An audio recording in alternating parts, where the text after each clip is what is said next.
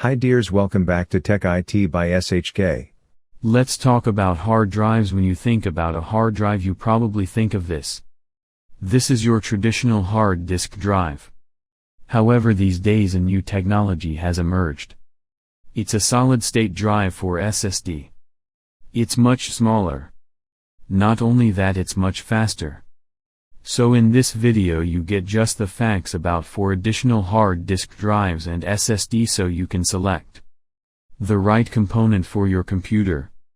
Now SSD is unlike traditional hard drives, have no moving parts. With a traditional hard drive, you have a magnet and you have a disk that spins in here, and you actually have a little device with an arm that is moving and physically or writing to the desk.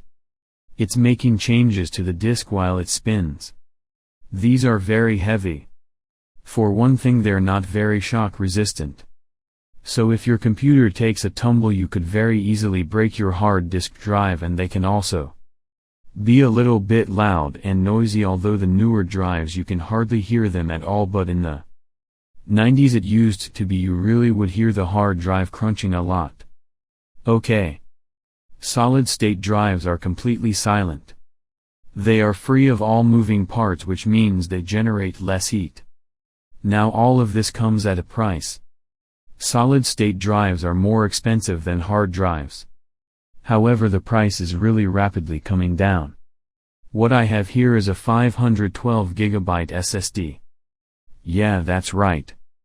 This little block here is 512 GB. And if I got a terabyte, guess what would be the same size of solid-state drives? They're very small. Now that brings up an additional concern if you choose a solid-state drive. And I think that is a good choice. It's going to be faster. It's going to generate less heat, and it's going to be it has a longer lifetime as well without moving parts, so they can last longer than traditional hard drives.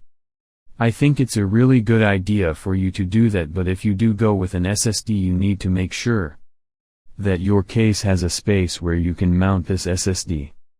It's a 2.5-inch drive, so make sure that there's a place for you to mount that 2.5-inch drive into your PC case. If you don't have that, you can get an adapter bracket that will take this traditional hard drive size slot and will turn it into a 2.5-inch drive slot. So make sure that you get a bracket if your PC case does not come with a space. Now the case that I chose does have a space where I can easily mount this SSD. It's really convenient. So a few other things that I need to say about solid-state drives versus traditional hard drives. And then we'll get to the fun part, which is installing the SSD. When you put in your SSD, you need to make sure to switch your BIOS to a C mode, not D, to get the most out of your SSD. You want a HDD mode, and you can find that usually under the storage option in your BIOS. All BIOS are different, so I can't walk you through it exactly, but you can look up on your manufacturer's website or look in the manual for your motherboard. Once you get your system built and booted up and switch over to HDD rather than IDMO. That's very important.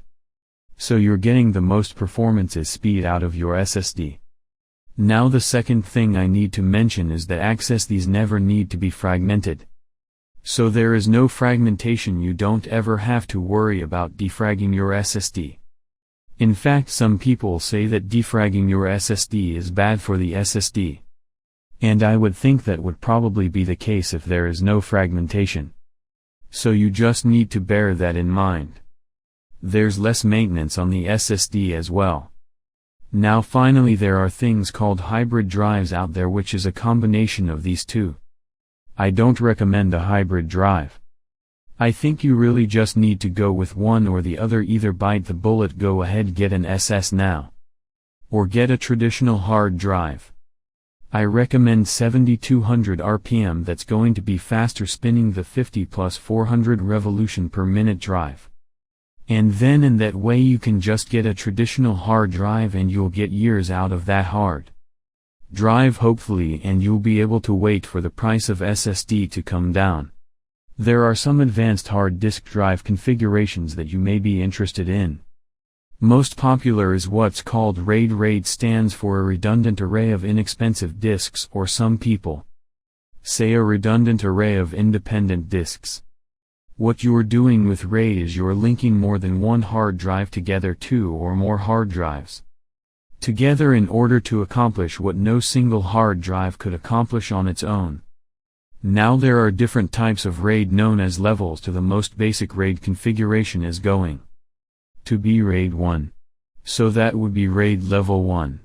And what RAID 1 does is it takes two or more hard drives and it mirrors them for the sake of redundancy. So for example, say that you have two 1 terabyte hard drives, so you have two separate drives and their capacity for both of them is 1 terabyte to two 1 terabyte drives. If you link them together in RAID 1, you'll have an array that will be 1 terabyte in size. Now you have two 1 terabyte drives, you do not have 2 terabytes, but in a RAID 1 array you have 1 terabyte. Why? Because in a RAID 1 setup, the first drive is going to contain the same information as the second drive. They're going to mirror each other, and this is why it's called redundancy. Okay, so it's redundant. You have two hard drives. You can have exactly the same information. Now why on earth would you want two hard drives with exactly the same information?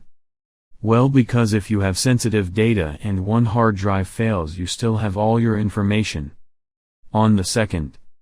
Normally functioning hard, it's very unlikely that both hard drives are going to fail at the same time unless you took your entire computer and threw it out a window, in which case nothing really is going to be functioning.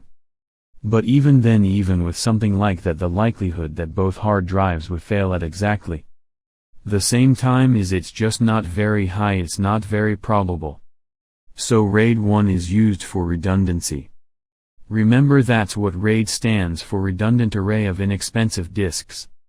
Now there's something called RAID 0 that is also popular, and RAID 0 is kind of funny because there's no redundancy with RAID 0. Some people say it shouldn't even be a level at all. But I think that's why it's called RAID 0. Okay, RAID 0 is when you take two or more hard drives and you link them together. And so again, with our example, say you take two 1 terabyte hard drives and you link them together and you have 2 terabytes of space. But what you end up doing in RAID 0 is what's called stripey. All of your data is striped across both disks. So a single file can reside, pieces of it can reside on those two separate disks. Okay, so one hard drive, one single drive does not contain your data. Neither one of them contain your data, but that data is striped across both disks. Why on earth would you want to fragment your data like that? It's very simple. Using RAID 0 you improve your speed. So although there's no redundancy, you end up linking two or more hard drives together. And because those are separate hard drives, they can open documents, they can process things, they can work with your files much faster than a single hard drive, which would have to run over here for a part of a file, then run over there. Do this, and then that hard drive can only move so fast. If you have a RAID 0 setup, then you can utilize the speed of two or more disks. So there's no redundancy in RAID 0. However, there is an increase in speed. Now finally, and this is not the last level of RAID, but I'll just mention something known as RAID 5. RAID 5 is going to give you redundancy and also speed gain. You can achieve that with a 3-disk setup in RAID 5.